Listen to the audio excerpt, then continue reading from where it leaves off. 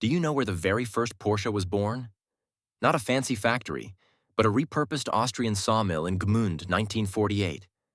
Ferdinand Ferry Porsche, frustrated by the lack of his dream sports car, hand-built the aluminum-bodied 356 number 1 Roadster there.